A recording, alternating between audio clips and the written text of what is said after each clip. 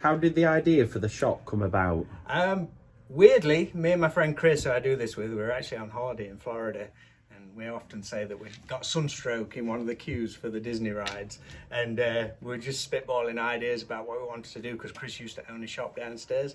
He had this awesome bit of storage space. We was like, oh, let's do something 80s, something about our childhood and all this kind of thing, and we just came up with the idea of recreating an old school video shop, which we thought would be a cool idea. We didn't know if it'd last for a couple of weeks or a couple of months, but we're here nearly 4 years later, still hanging on. Why did you choose Alfreton for the location? Simply, it's just what was an opportunity for us with Chris running a sports shop downstairs, and they had this awesome bit of storage space which needed something doing with it. It just seemed like the perfect place to do it, really. And it's cool. It's nice to bring something unique to a small town.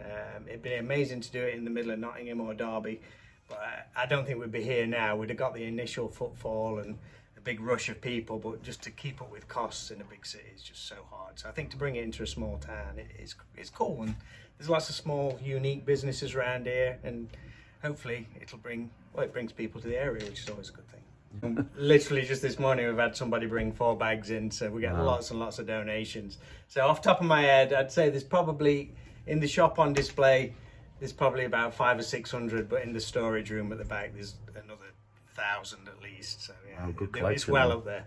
I was born in '74, so all I ever knew back then was Star Wars. I often say that I don't even know if I saw Star Wars at the cinema, even though I was probably old enough to, but everybody had the books and the comics and the toys, so you kind of knew the film, you knew the story.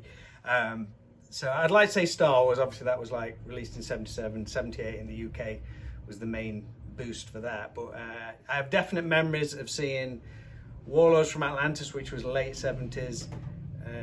But big films for me was Clash of the Titans and Flash Gordon, which were like right at the beginning of the '80s. So probably they were my earliest '80s films. What was your favourite, would you say?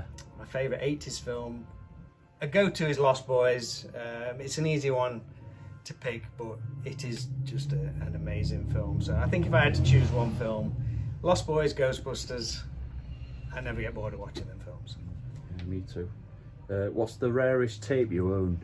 Rarest tape? We've got a tape called, I can actually show it here. Yeah. It's this is actually on loan to us. A friend of mine, Steve Mason from Laughing Monkey Music, he loaned us The Go Kids, which obviously the film company were going for, oh, let's cash in on the Goonies, which got nothing to do with the Goonies or anything like it, but the artwork and the font, that's what they were going for. So that's a pretty tough tape to get hold of. Got a really nice copy of The Exorcist down there and Evil Dead.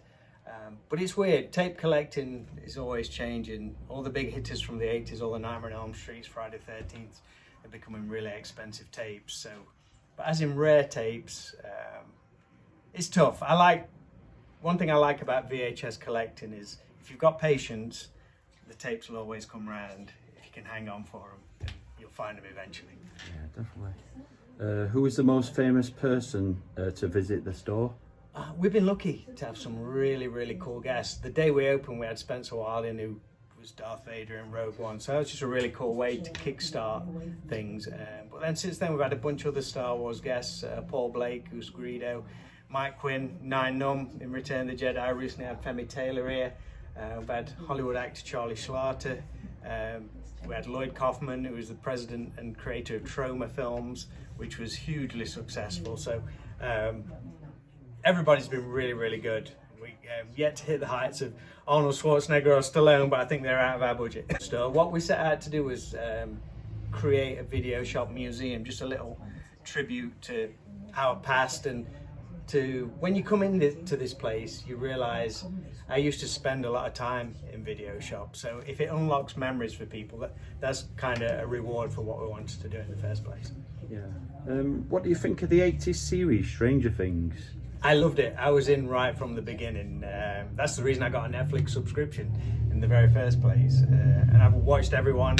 I love the way they wrapped it up at the end. Yeah, it's just a real love letter to the 80s. I thought they did it really, really well. And I like the way they ended it. It was great.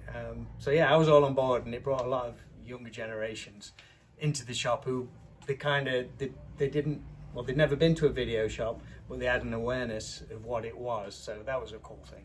Yeah. Is it difficult to keep old VCRs working?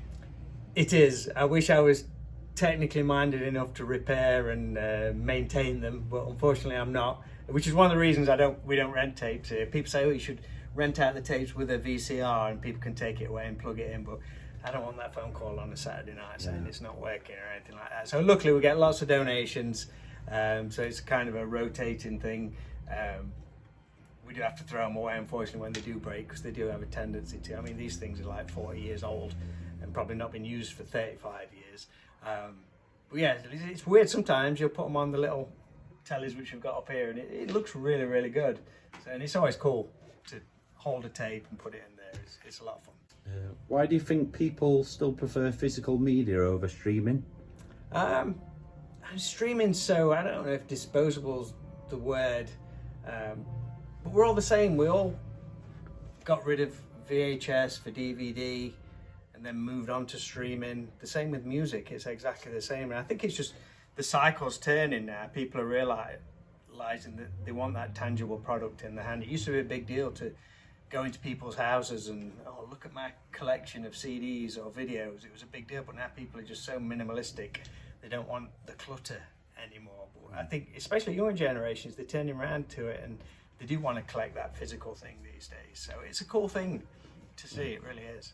Yeah. What was the idea behind the Shining Room? Is it your particular favourite horror film, or? Not one of my particular films, but Chris, who I do the shop with, he has 3 favourite films. He has Jaws, American Werewolf in London, and The Shining.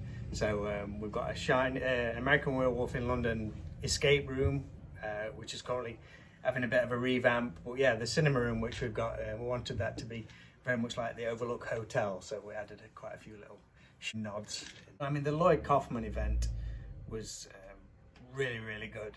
We only had him for like an hour and a half because he was en route from one event to another, and the queue was down the street. So it was like, oh, we're going to get everybody in to meet him, and we just did it. We had him from, I think it was like 11:30 till 1 p.m, and at like 5 to 1 we got the last person through the door to meet him. So that was a really cool couple of hours.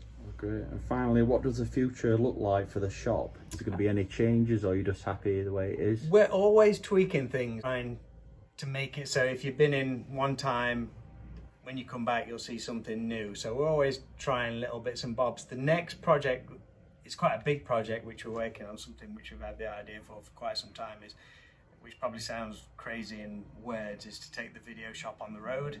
So we're constructing a pop-up version of the shop which we can take to conventions, so people can go to a Comic-Con and there's going to be a video shop stood there, which it works well in 2 things. It's something cool for the convention, but also it'll bring interest to the shop, we hope, as well. People will come along, we can speak to people and say, oh, if you want to come to our actual shop, a brick and mortar shop, to see more of this, then that's the next stage. So look out for that in the next coming months.